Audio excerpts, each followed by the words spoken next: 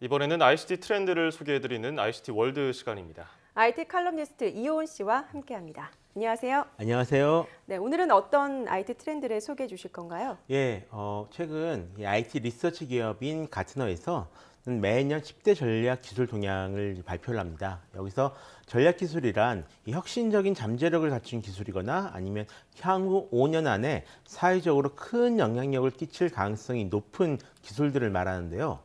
최근 발표한 2017년 10대 전략 기술 동향을 보면 인공지능과 머신러닝, 지능형 사물과 앱, 디지털 트윈, 그다음에 디바이스 메쉬, 가상현실 등이 포함되어 있습니다. 이 중에서 오늘은 가상현실 기술이 앞으로 우리 사회에 어떤 영향을 끼칠 것인지 한번 살펴보려고 합니다. 예, 가상현실 기술의 영향력을 미리 알면은 어디다 좀 투자하면 좋을 텐데 이게 미리 알 수가 있을까요? 그래도 뭐 좀 상상해 볼 수는 있지 않을까요? 상상 정도는 할 수 있겠네요. 안 그래도 최근에 이 한국과학기술기획평가원이 주관하는 2016년도 기술영향평가 보고서의 초안을 이제 볼 수가 있었습니다. 예, 이 기술영향평가의 테마가 바로 이 가상현실과 증강현실 기술이었는데요. 크게는 경제, 사회, 윤리, 문화로 나눠서 여러 분야에서 전문가들이 미래 전망과 의견을 좀 확인할 수가 있었습니다. 근데 솔직히 몇 년 전 3TV가 이 미래를 이끌 것처럼 얘기했다가 순식간에 사라진 것을 보면서 아직 뭐 가상현실의 영향력이 정말로 있겠는가라는 의문을 가지는 분들도 많았는데요. 예, 이번 기술영향평가에 참여한 그 분들은 대부분 이 가상 증강현실 기술이 우리들의 미래에 큰 영향을 끼칠 것으로 앞으로 널리 쓰이게 될 것이라고 그 동의를 하셨다고 합니다. 예. 또 하나 재미있는 것은 이번 기술 영향 평가 자체는 가상현실, 증강현실 기술을 놓고 이루어졌지만요. 앞으로는 이 두 기술이 최소한 공존하거나 아니면 따로 구별하기 어렵게 될 것이라는 것을 바탕에 두고 평가가 진행됐다라는 겁니다. 지금은 가상현실과 증강현실이 서로 이용되는 것도 다르고 기술적인 특징도 다르게 지금 나타나고 있지만 앞으로는 일종의 혼합현실, 그러니까 가상현실과 증강현실의 구별이 무의미해진 굳이 가상과 현실을 구별하지 않고 살아가는 기술적 생활 세계가 다가올 것이다 라고 말하고 있습니다.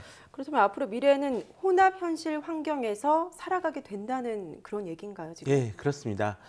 모든 의견이 같은 것은 아니지만 예. 꽤 많은 평가들이 그런 혼합현실 사회를 가정하고 있었다라고 봐도 될 것 같습니다.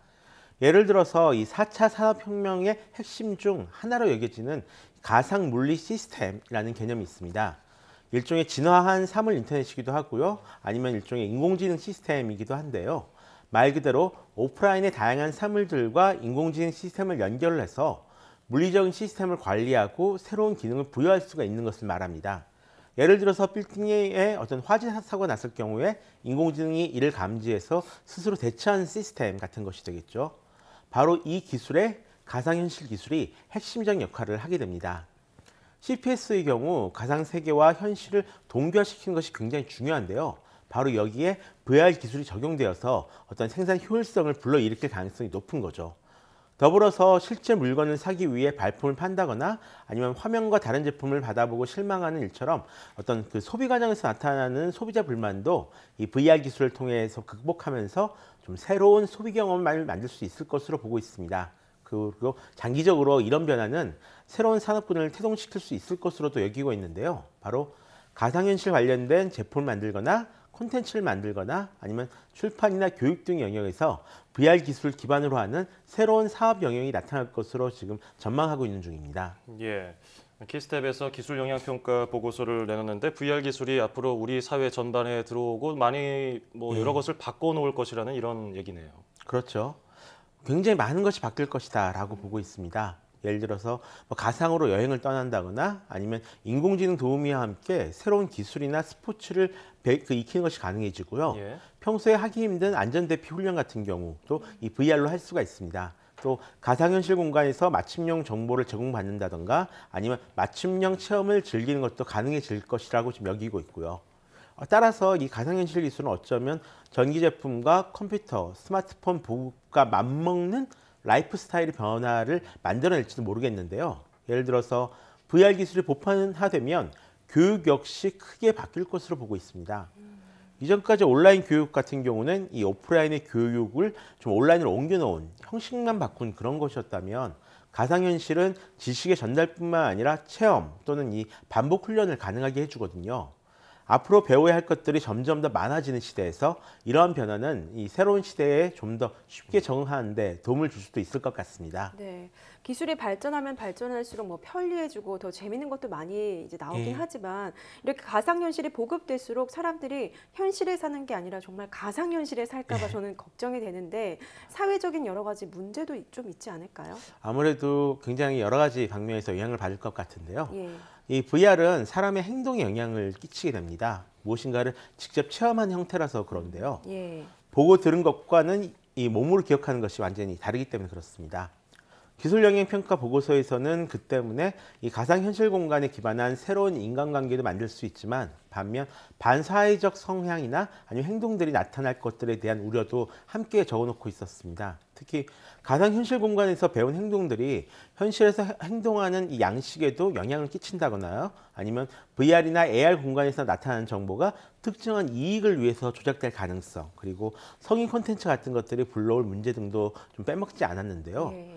가상 공간의 윤리나 규범 같은 문제를 어떻게 가져가야 할지, 가상 공간에서 프라이버시는 어떻게 지킬 수 있는지, 스토킹 행위 등이 나타나면 어떻게 될지 이런 것들은 좀 계속 고민해야 될 문제라고 생각합니다. 더불어 이 신체적 의학적 문제도 역시 지적하고 있는데요. 예. 기술이 빠르게 발전하고는 있지만 아직 이 VR 기기 사용으로 인해 나타나는 이 눈 피로나 안구 건조증, 근시 발생 및 사용 불편감 문제 등은 여전히 존재를 하고 있습니다. 거기에 정신적 문제를 갖고 있는 사람들 같은 경우에는 어떤 특별한 부작용이 발생할 가능성도 있다라고 합니다. 그래서 또 가상현실을 이용한 치료법이 도입될 경우의 어떤 치료 부작용에 대한 의학적, 사회적 대처를 어떻게 할 것인지도 아직 알 수가 없는 그런 상황이고요. 예. 저도 IT 기기 뭐 전시 매장에 가면 제일 먼저 찾는 게 VR 기기거든요. 요즘 다 있더라고요.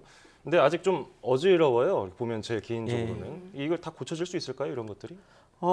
일단은 그런 기술적 발전은 조만간 금방 좀 많이 나아질 거라고 이제 생각을 합니다. 근데 올해 이제 다른 면에서 이런 기술 영향 평가 자체는 현재 또는 어떤 미래의 과학 기술이 사회에 미치게 될 영향을 미리 이제 생각을 해보고 평가하면서 이 부정적인 면을 줄이고 긍정적인 면을 좀 극대화하기 위한 과학기술 정책을 마련하기 위한 작업이거든요. 예. 그래서 스마트폰이나 인터넷, 컴퓨터와 마찬가지로 새로운 기술은 항상 긍정적인 면과 부정적인 면을 이제 다 가지고 있잖아요.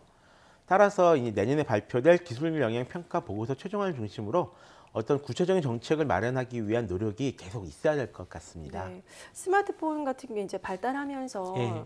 이제 편리하기도 하지만 정말 지하철이나 어디 가보면 다 사람들 핸드폰만 보고 있고 예. 이렇게 대면하는 게 많이 줄어드는 것 그렇죠. 같은데요. 가상현실도 기술 발전과 함께 이런 부작용에 대한 대안이 좀 잘 마련돼야겠다는 그런 생각이 들었습니다.